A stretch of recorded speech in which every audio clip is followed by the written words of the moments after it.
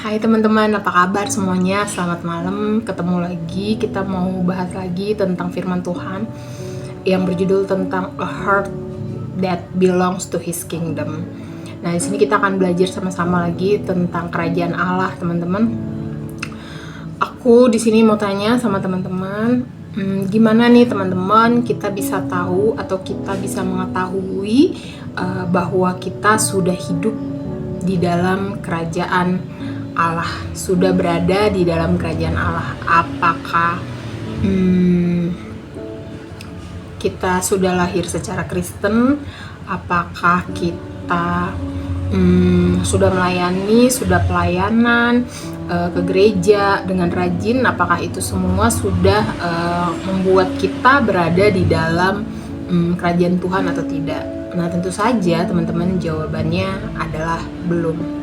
Nah, untuk kita lebih tahu lagi teman-teman dan lebih paham lagi bagaimana kita bisa hidup di dalam kerajaan Allah dengan baik, dengan benar, kita akan buka Alkitab kita di Lukas 8 ayat 4-15. Di sini adalah perumpamaan tentang seorang penabur, teman-teman. Nanti teman-teman bisa baca sendiri di Alkitabnya teman-teman masing-masing. Di Alkitabnya masing-masing, di Lukas 8 ayat 4-15 ini kita bisa lihat bagaimana perumpamaan tentang seorang penabur adalah kisah atau perumpamaan yang menggambarkan tentang hati kita itu sebetulnya sudah menghidupi kerajaan Allah atau belum, teman-teman. Yang pertama, teman-teman, adalah hati yang sedang diuji. Tuhan Yesus menguji hati semua orang, teman-teman. Itu sudah pasti, terutama ketika kita datang kepada Dia dalam keadaan baik dan buruknya, kita datang ke hadapannya, atau kita datang kepada Dia dengan tujuan tertentu, dengan maksud tertentu, yaitu tujuannya adalah fokus kepada diri kita sendiri, yaitu impian kita, keinginan kita, yang dimana kita harapkan itu bisa terjadi. Kita kejar Tuhan dengan berkat-Nya, bukan kejar sumbernya. Tuhan tahu semua hati pribadi lepas pribadi di antara kita, teman-teman, dimana ketika kita mengejar Tuhan, Tuhan tahu, tetapi Tuhan juga tidak lupa di situ menguji hati kita yang datang kepada Dia. Nah, ketika Yesus memberitahukan tentang perumpamaan ini kepada banyak orang, teman-teman, Tuhan tahu isi hati mereka. Mereka datang kepada Tuhan ketika mereka hanya ingin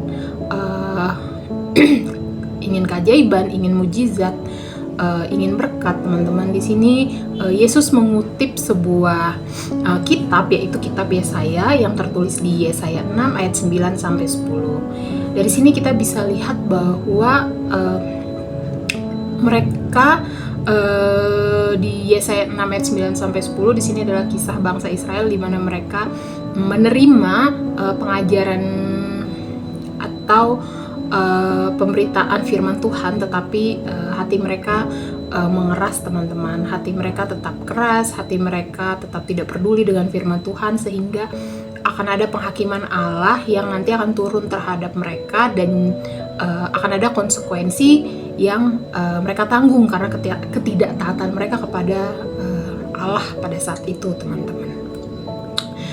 Yang kedua adalah hati yang terbukti gersang. Di sini ada 3 hati yang terbukti gersang, yaitu di ayat 12 ada tanah di pinggir jalan, ada tanah yang berbatu, ada tanah yang bersemak duri. Nah, di sini kita akan pelajari satu persatu, teman-teman. Yang pertama adalah tanah yang berada di pinggir jalan. Jadi tanah yang di pinggir jalan ini adalah gambaran hati yang keras, yang tertutup sama firman Tuhan, mau dengar-dengaran sama firman Tuhan, tetapi dia nggak mau dengar, nggak mau kasih ruang untuk Tuhan atau firman Tuhan bekerja di dalam dirinya dan bekerja di dalam hatinya, sehingga iblis datang dan mencurinya, teman-teman. Dan mereka merasa hidup mereka tetap benar dan tidak ada yang namanya pertobatan, dan juga mereka tidak menerima keselamatan, teman-teman. Ini adalah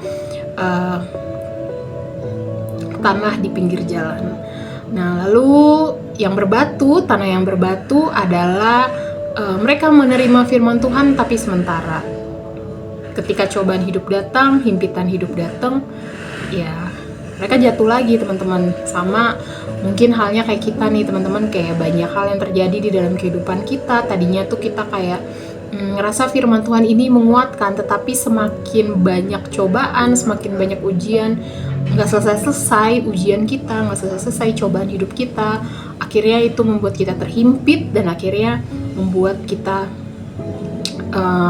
jatuh teman-teman, dan memiliki semangat sementara untuk kita mendengarkan atau mengikuti firman Tuhan, dan tidak dapat bertahan di dalam pengajaran-pengajaran yang Tuhan berikan kepada kita.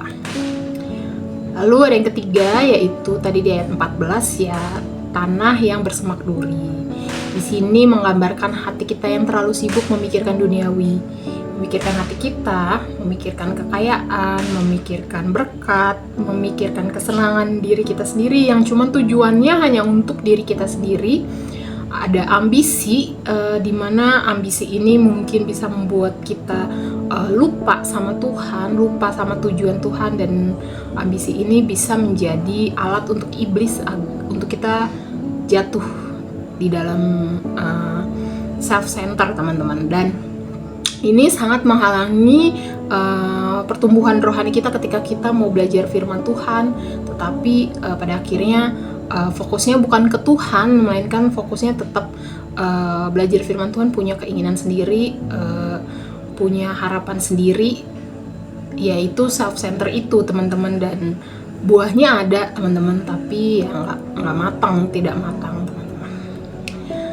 Nah, ini adalah tanah yang subur teman-teman. Yang ketiga, tanah yang subur adalah dimana di sini kita memiliki sikap hati teman-teman yang terbuka untuk firman Tuhan, sikap hati yang jujur untuk firman Tuhan kepada Tuhan juga, sikap hati yang lapang, yang terbuka untuk firman Tuhan itu bekerja di dalam kehidupan kita. Jadi bukan hanya mendengarkan firman itu, tetapi juga firman itu bisa bekerja di dalam kehidupan sehari-hari kita teman-teman, dan pada akhirnya itu bertumbuh di dalam hati kita, di dalam pikiran kita, dan di dalam karakter kita teman-teman. Mau dalam keadaan baik, keadaan buruk, tetap berpegang sama firman Tuhan dan tetap taat sama apa yang Tuhan perintahkan, yang Tuhan mau terjadi di dalam kehidupan kita teman-teman. Itu adalah tanah yang subur. Nah, lalu bagaimana kita bisa memiliki hati yang benar dan hati yang subur?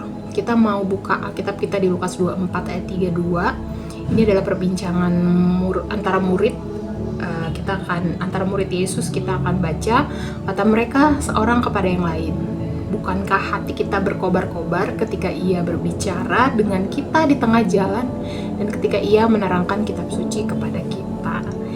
Ini berarti adalah bertujuan untuk dimana firman Tuhan bukan hanya kita dengarkan saja, tetapi kita juga semangat dalam mendengarkan firman Tuhan, semangat dalam melakukan firman Tuhan, sehingga itu dapat mengubah hal-hal atau mengubah karakter-karakter kita yang gak baik menjadi baik. Dan bukan hanya itu saja, tetapi ada pertumbuhan rohani di dalam kehidupan kita, dan juga memberikan pengertian yang lebih besar tentang kehendak Tuhan di dalam hidup kita teman-teman. Ini ada points to ponder, ada 3 points to ponder, nanti teman-teman bisa baca masing-masing di breakout room teman-teman. Nanti kita akan bahas ini di breakout room satu persatu teman-teman, sesuai dengan apa yang teman-teman alami. Aku sudah selesai teman-teman, terima kasih.